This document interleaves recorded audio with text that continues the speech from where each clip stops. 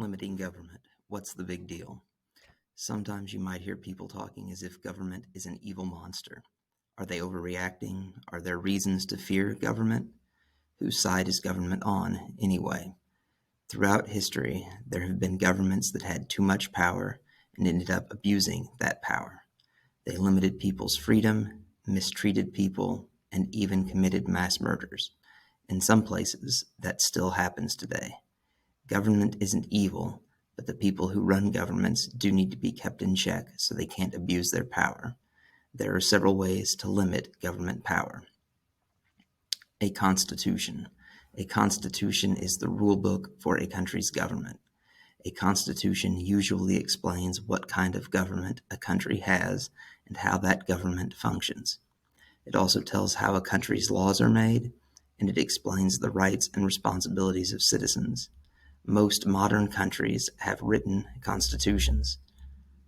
The rule of law.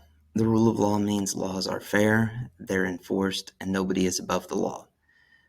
When a country has the rule of law, everyone must follow the law. The government leaders, and even the president. Citizens feel secure that the government can't just do what it wants, and there are procedures in place to make sure the law is enforced. Separation of powers. Separation of powers is dividing power among several branches of government. By dividing up the power, a country can make sure that no one person or part of government gets too much control. Separation of power works because each branch of government is able to check or limit what the other branches can do. Each branch is responsible for a different government function. Consent of the governed. When you give your consent, you are giving permission.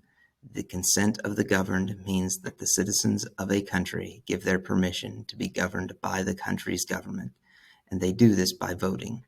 Citizens have the right to vote, and they can use their vote to change the government.